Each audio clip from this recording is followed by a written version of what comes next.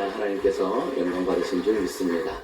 오늘 함께 예배하는 우리 모두에게 하나님의 크신 사랑이 우리의 영혼 깊은 곳에 이르기까지 충만하게 임하기를 주의 이름으로 축복합니다. 오늘 6월의 첫 번째 주일 함께 예배 드리면서 마태복음 5장 3절 말씀 가지고 비워진 자리에 임하는 은혜라는 제목으로 함께 말씀을 생각해 보도록 하겠습니다. 마태복음 5장, 6장, 7장은 산상수훈의 장입니다. 예수님께서 산 위에 오르셔서 제자들과 사람들에게 하나님 나라의 백성들은 어떤 삶을 살아야 하는가, 하나님 나라를 갈망하는 자들의 삶은 어떠해야 하는가에 대해서 말씀하신 그 내용이 마태복음 5장, 6장, 7장에 이어져 있습니다. 그래서 여러분들 가지고 계신 성경책에 보시면 예수님께서 하신 말씀은 아마 붉은색 글씨로 인쇄가 되어 있을 건데 5장, 6장, 7장은 모두 붉은색 글씨로 인쇄되어 있는 성경책을 여러분들은 지금 아마 가지고 계실 것 같습니다. 예수님께서 산 위에서 하신 설교의 말씀을 우리가 함께 생각해 봅니다. 예수님께서 산 위에서 말씀을 하실 때 가장 첫 번째 하신 말씀이 복되도다라고 하는 말씀의 8가지의 말씀입니다. 우리는 이것을 8가지의 복, 그리고 팔복이라 이렇게 이야기를 하지요. 오늘 마태복음 5장의 첫 번째 산상수훈의 내용인 팔복의 말씀을 우리가 몇 주에 걸쳐서 함께 살펴보게 될 것인데, 오늘 첫 번째 심령이 가난한 자의 복을 예수님께서 하신 말씀을 한번 살펴보도록 하겠습니다. 오늘 이 말씀 우리 각자에게 주시는 예수님의 귀한 말씀으로 겸손함과 믿음으로 받으시기를 주의 이름으로 축복합니다. 이 본문의 말씀을 살펴보면 직역하면 이렇습니다. 복이 있도다 심령이 가난한 자들은, 왜냐하면 지금 천국이 그들의 것이기 때문이다 라고 그렇게 말씀하십니다. 복되도다 라고 하는 이 말씀이 가장 처음에 등장하고 있습니다. 복을 바라는 인생들에게 무엇이 참된 복인지를 예수님께서 말씀하고 계십니다. 이후에 받을 복이 아니라 지금 누리게 될 복에 대해서 예수님께서 말씀하시는 것입니다. 바로 심령이 가난한 자들이 지금 여기에서부터 누리게 되는 그 복을 예수님이 말씀하신 것입니다. 단어를 한번 살펴보면서 개념을 이해하고 말씀을 생각해 보도록 하겠습니다. 복이라고 하는 이 단어는 신적인 행복, 하늘의 기쁨을 의미하는 단어입니다. 변화는 조건적인 복, 변화는 조건적인 기쁨, 그 행복이 아니라 하나님께서 주시는 하늘에 속한 기쁨을 예수님께서 지금 말씀하고 계시는 것입니다. 심령이 그랬습니다. 역격입니다. 무엇에 있어서 무엇에게 속해, 이런 의미입니다. 즉 영에 있어서는 영적인 영역에 있어서라는 뜻입니다. 이 심령이라고 하는 이 영적 호흡, 숨결, 영혼이라고 하는 이 단어를 가지고 예수님이 말씀하십니다. 영적인 일에 있어서라고 주님이 말씀하시는 거죠. 가난, 이게 이제 핵심 중에 하나인데요. 가난이라고 하는 단어를 헬라어에서 크게 2가지를 주로 사용합니다. 페네스라고 하는 단어와 프토코스라고 하는 단어입니다. 이 페네스라고 하는 이 단어는 하루 벌어 먹고 사는 그 정도의 가난함을 말합니다. 부족하긴 하지만 그럼에도 불구하고 자립은 가능한 상태, 그 상태의 가난한 정도를 말하는 단어입니다. 그리고 오늘 본문에 프토코스로 사용되어져 있는 이 또 다른 가난이라고 하는 단어가 있습니다. 이 단어는 스스로는 하루도 벌어 먹을 수 없는 그런 가난입니다. 절대 빈곤의 상태이지요. 나 이외에 누군가가 도움의 손길을 주지 않으면 한 끼도 해결할 수 없어서 다른 사람에게 구걸을 할 수밖에 없는 상태, 구걸이라고 하는 단어를 깊이 생각해야 합니다. 구걸하지 않으면 안 되는 거지와 같은 상태의 절대 빈곤, 그것이 프토코스라고 하는 단어입니다. 오늘 본문의 단어는 두 번째의 단어입니다. 천국이 그들의 것이다 라고 할 때 이 천국은 이런 나라, 지역의 개념이기보다는 통치, 다스림이라고 하는 의미의 개념인 것입니다. 이런 단어들이 의미적으로 있다는 것을 알고 오늘 본문 말씀을 좀 생각해 보겠습니다. 그러면 예수님께서 이런 단어들을 조합하셔서 이 말씀의 첫 번째 팔복, 산상수훈의 첫 번째 말씀으로 말씀하신 것, 심령이 가난한 자는 복이 있다. 지금 천국이 그들의 것이다. 라고 하는 이 말씀입니다. 이 말씀은 우리에게 비워야 될 자리가 필요하다는 것을 주님이 먼저 말씀하고 계시는 것입니다.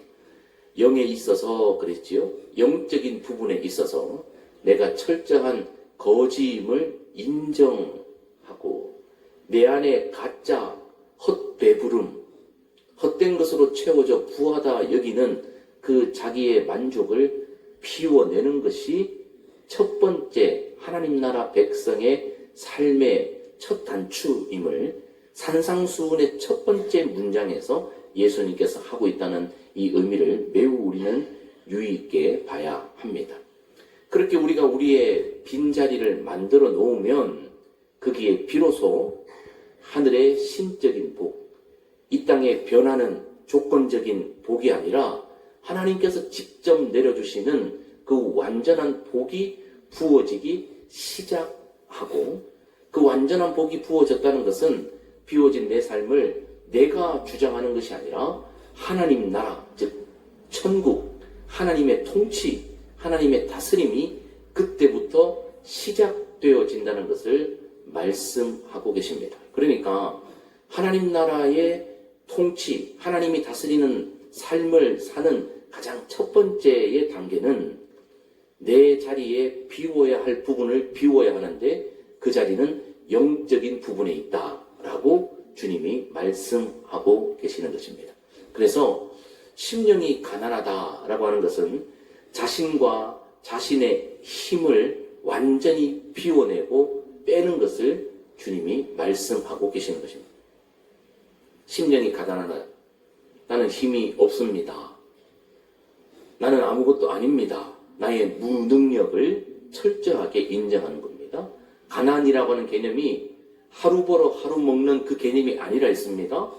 구걸하지 않으면, 즉 남이 도와주지 않으면 절대 먹을 수도 일어설 수도 숨 쉴 수도 없는 그 상태, 그러한 겸손함과 그러한 내려놓음으로 하나님 앞에 서야 한다는 것입니다.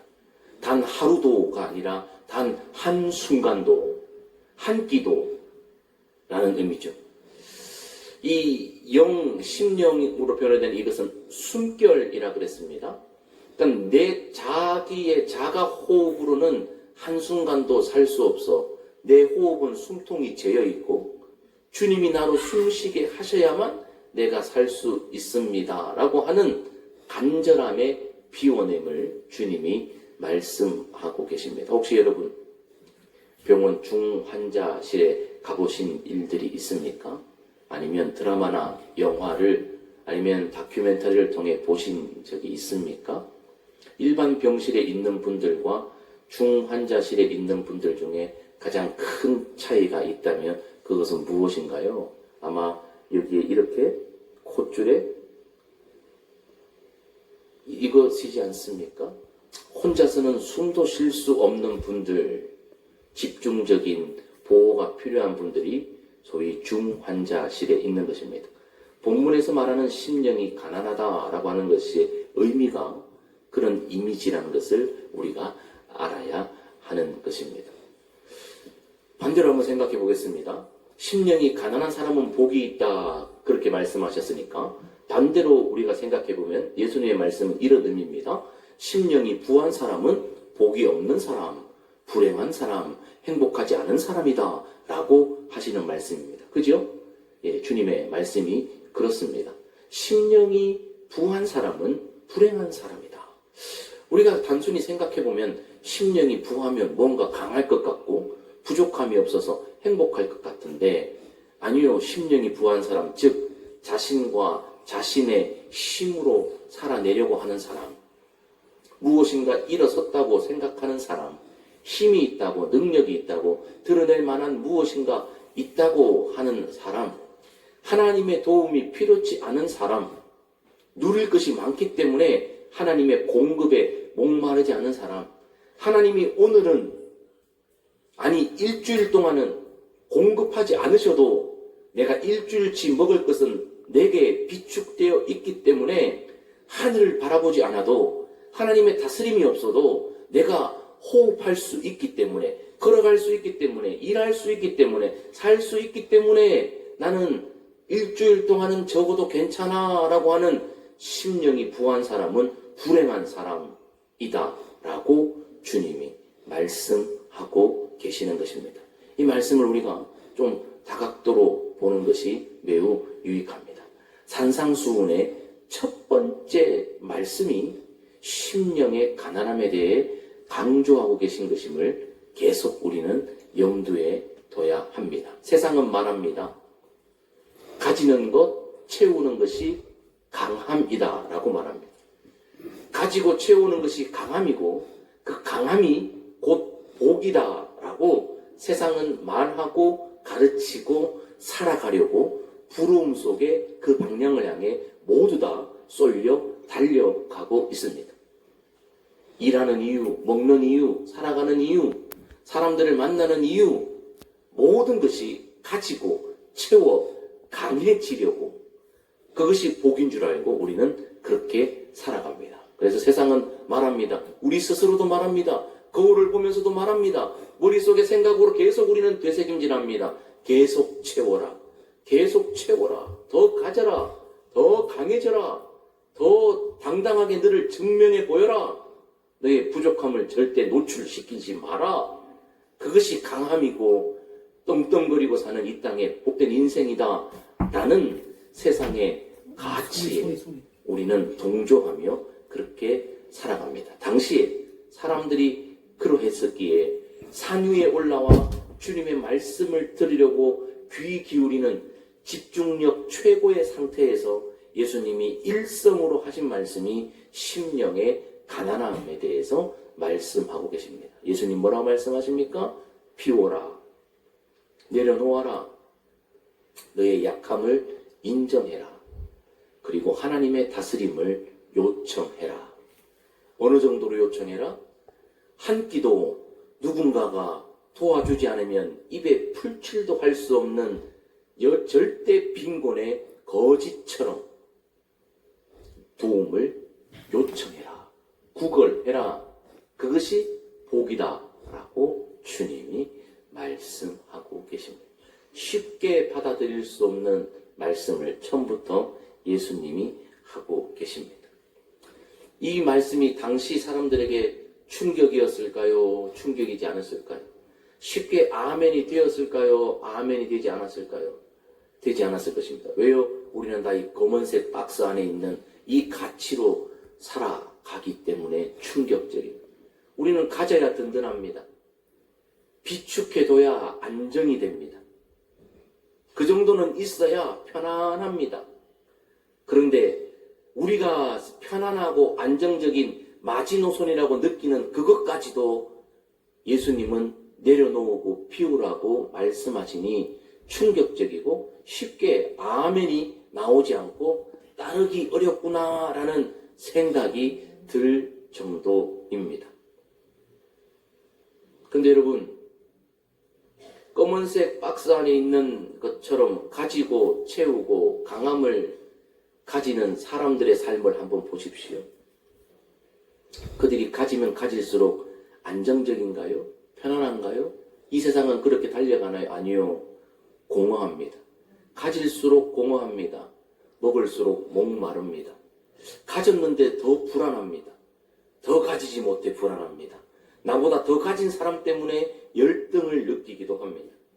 가지는 것으로 근본적인 문제가 해결되지 않음을 역사의 사람들이 삶으로 증명하고 있음에도 불구하고 여전히 우리는 모두가 가지다가 가지지 못해 허탈해하는 그것을 뒤쫓아 가려고, 거기에 내 안정의 기반을 뿌리내리려고 오늘도 부단히 우리는 그 길을 가려고 하고 있는지 모르겠습니다.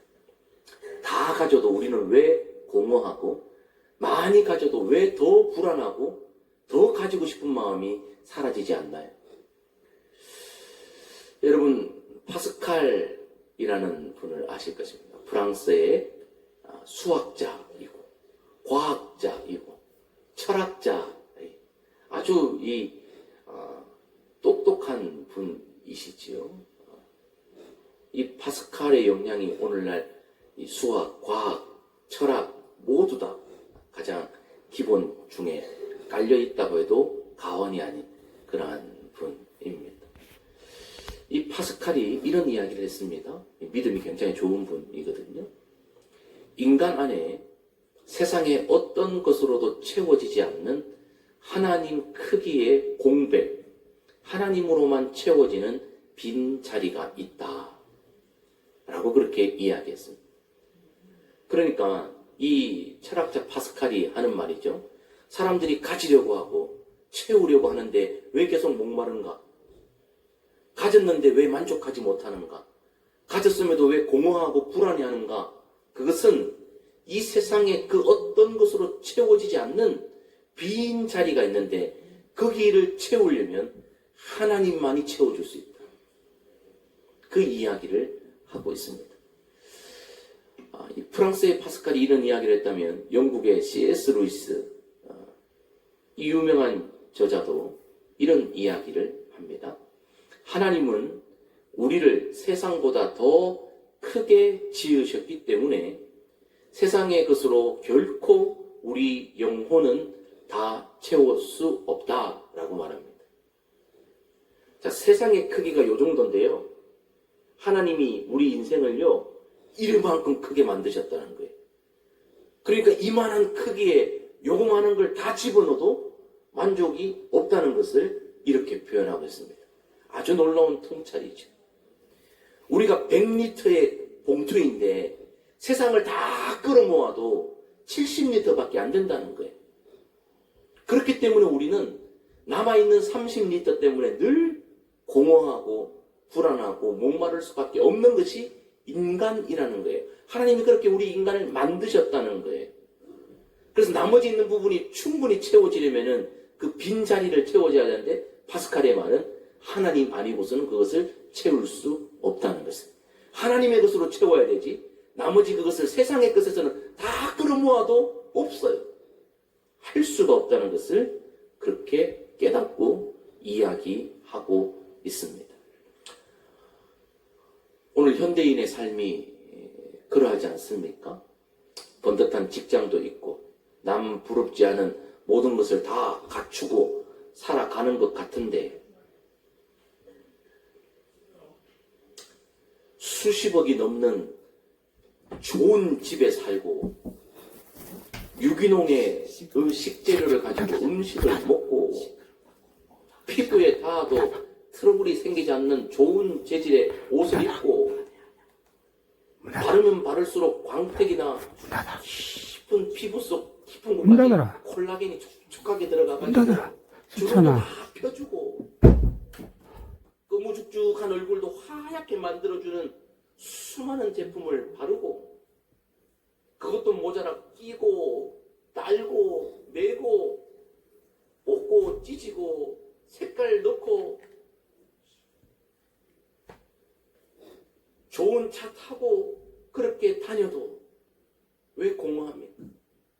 나보다 조금이라도 부한 자를 만나면 왜 기죽고 열등을 느끼고 시기심을 느낍니까? 오늘 현대인이 부족해서 그렇습니까? 아니요.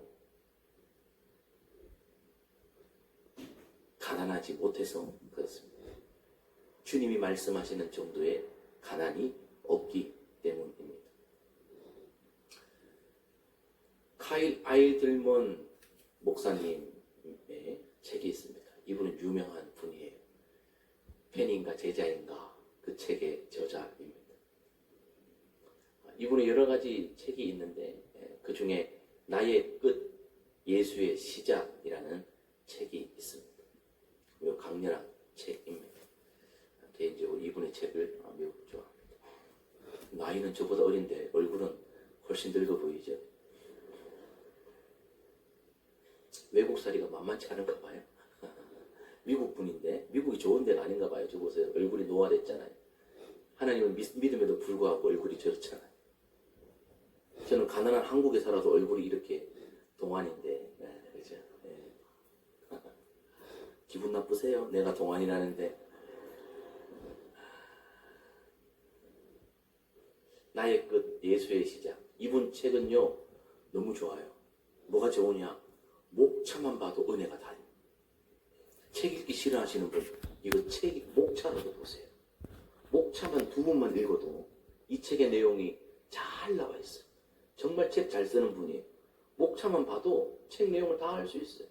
목차의 내용이 너무 좋은 거예요. 이분이 이 책에서 하는, 이거 제가 목차만 가지고 온 거예요. 큰 목차, 작은 목차.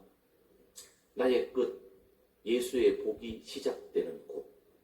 나의 끝, 예수의 역사가 시작되는 곳. 나의 비움, 채움의 시작. 나의 항복, 회복의 시작. 나의 끝, 나의 실패, 사명의 시작.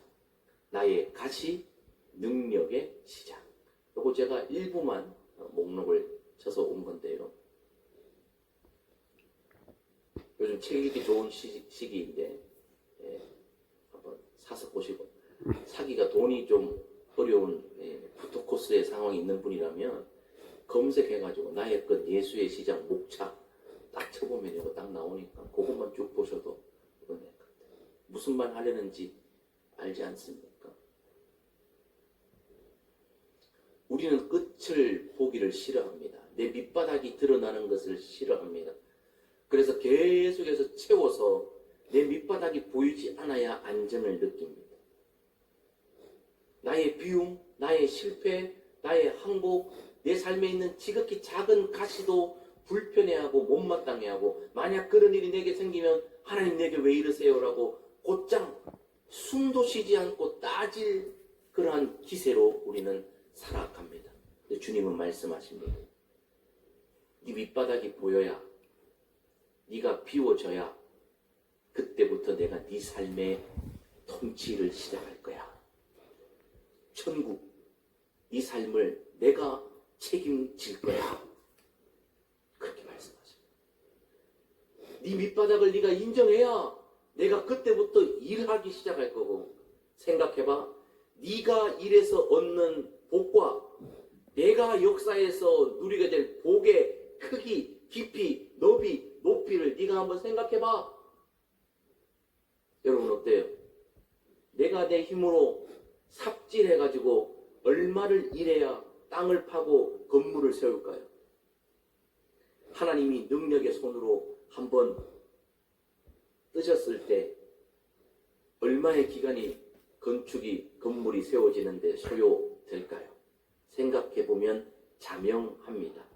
그런데 우리는 생각해보면 자명한 그 일을 내 삶에 적용시킬 때는 매우 불편해하고 불안해합니다.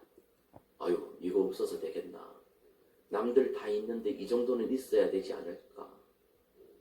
이거 없으면 사람들이 나를 뭐라고 얘기할까? 내 스스로는 어떻게 견뎌낼 수 있을까? 그렇게 우리는 갈등하는 거죠. 내 안에 성령의 소욕과 내 안에 있는 육신의 소욕이 충돌되어지는 부분이 가난해짐에 대한 부분입니다. 심령이 가난해짐에 대한 부분 말이죠. 그래서 예수님께서 말씀하신 비워져야 될 내 영적 자리. 사실 성경 말씀에 보면 예수님께서 산상수훈 첫 번째 8복의 1복에서 말씀하셨던 이 삶을 구현해낸 사람들의 이야기들이 가득가득 채워져 있습니다. 대표적인 사람, 신약과 구약에 2명씩만 내보면 우리 다 아는 사람들입니다. 이 사람들의 삶을 쭉 보세요. 이 사람들의 삶에 비움의 시간이 있었나요? 없었나요? 비움의 시간이 있었습니다. 영적 비움의 시간. 나는 아무것도 아닙니다 라는 고백의 지점이 다 있었습니다. 모세 어떻습니까? 모세는요, 내 힘 가지고, 내가 가진 지식 가지고, 당대 최고의 학문을 애굽의 왕실에서 배웠습니다. 최고의 선생님들에게 최고의 수업을 받았습니다. 모든 부분에 대해서 다방면으로 다 받았습니다. 머리를 채울 뿐만 아니라 육체도 강건했습니다. 뭐 하나 빈틈이 없는 상태로 그가 40의 나이가 되었습니다. 전성기를 부과할 40의 나이에 그는 주먹을 휘둘렀습니다.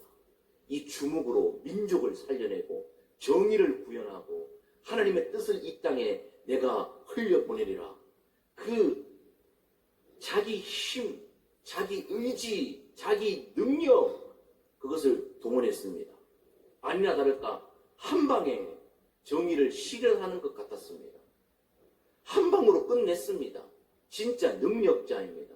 그런데 그 능력이 그를 살렸고 민족을 살렸고 백성과 열방을 살렸습니까? 아니요. 그의 채워짐의 상태로는 이상하게 그의 삶이 꼬이기 시작했고 그것 때문에 민족들은 더 고통을 당하기 시작했고 언제 진짜 복을 누리기 시작합니까? 나는 아무것도 아닙니다. 나는 입이 뻣뻣한 사람입니다. 난 내 힘으로 해봤자 되는 일이 없습니다. 나는 아무것도 아닙니다. 절대 영적 빈곤으로 주님 앞에 비움으로 섰을 때 모세의 삶에 모세의 끝이 보이는 그때 하나님의 역사가 시작되었고 그때부터 새 지평이 열리게 된 줄 믿습니다. 바울은 어떻습니까?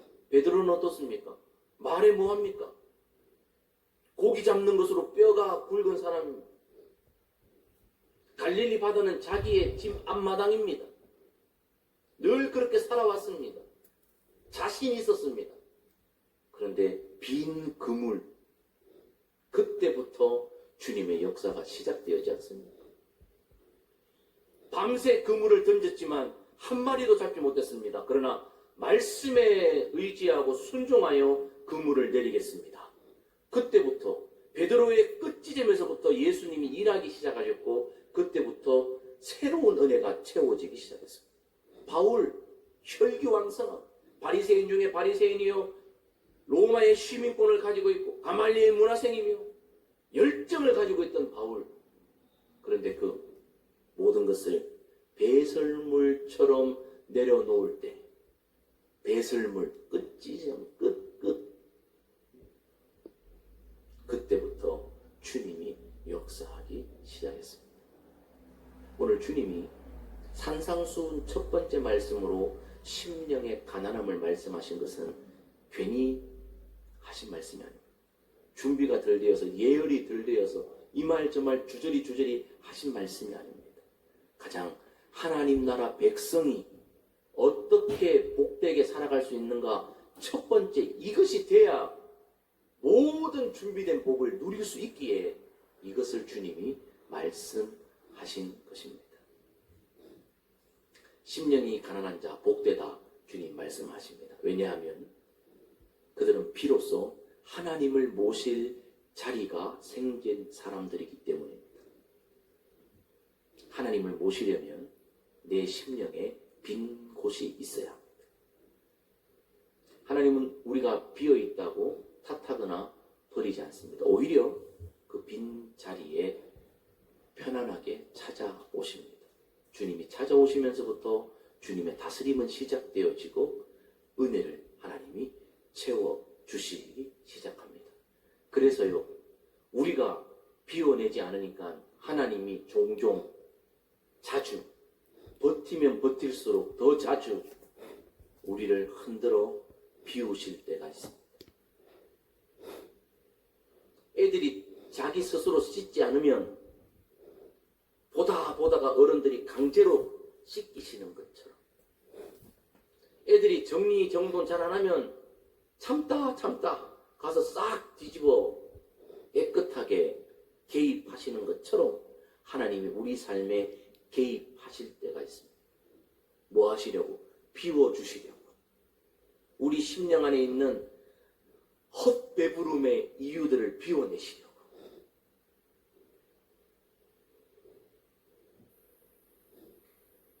빈 깡통, 빈 통 만들어 주시려고. 겉으로 보기에는 화려한 것 같지만 우리를 상하게 하는 것들을 다 쏟아내어 부어 주시려고.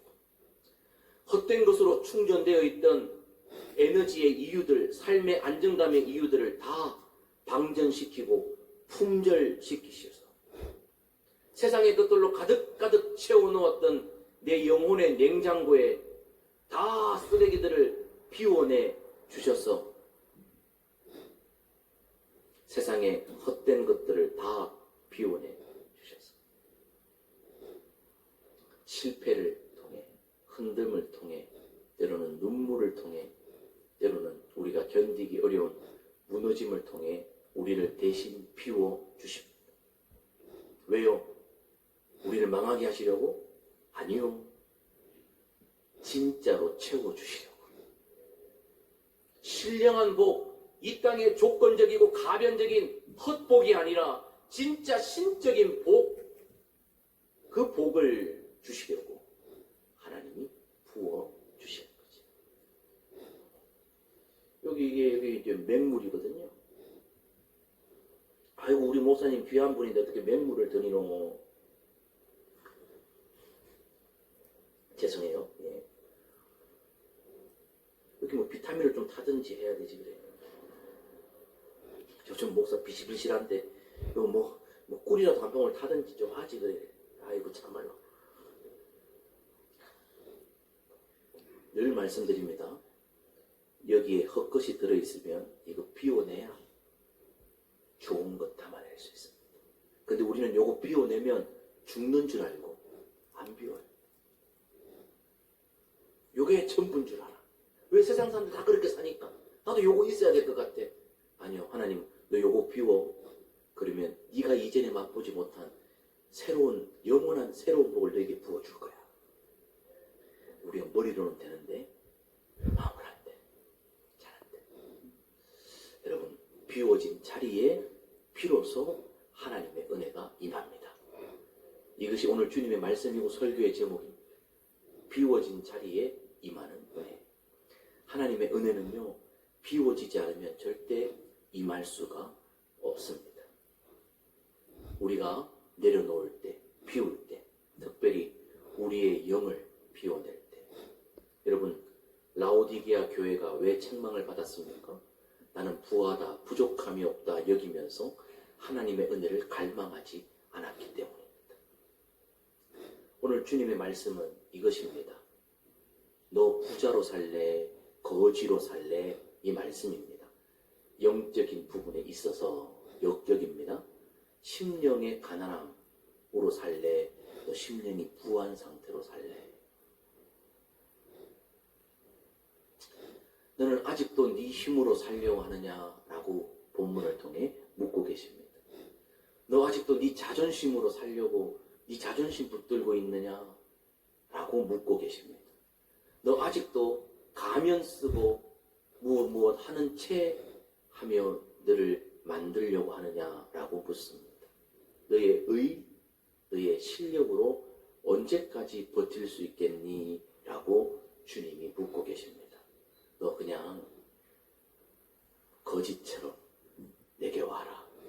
부토코스. 거지처럼. 단 한순간도 받지 않으면 살 수 없는 심령으로 매일 서라는 겁니다. 그래야 하나님의 나라, 바실레이아 통치가 그때부터 온전히 이루어집니다. 우리는 잘 압니다. 저와 여러분들은 너무 잘 압니다. 저와 여러분들이 생각으로 힘으로 하려고 할 때 다 덧나고 상처를 주고받고 잘 되지 않았어요. 전문가를 불러야 합니다. 전문가가 오기 시작하면 엉망진창이 정리정돈이 되고 새롭게 세워지고 채워집니다. 그 전문가는 하늘의 복을 주시는 하나님이신 줄 믿습니다. 심령이 가난한 자 복되다 하셨습니다. 오늘 귀한 말씀을 나 스스로에게 주시는 주의 말씀으로 겸손하게 받으시고, 주님, 나 주님의 공급이 없이는, 주님이 없이는 단 한순간도 살 수도 없는 거지입니다. 내 삶에 오셔서 나를 다스려 주십시오 라는 고백으로 하루하루 한평생 살아내는 진짜 복된 인생, 하나님의 다스림을 받는 인생, 예수의 은혜로 시작되는 인생 되기를 주님의 이름으로 축복합니다.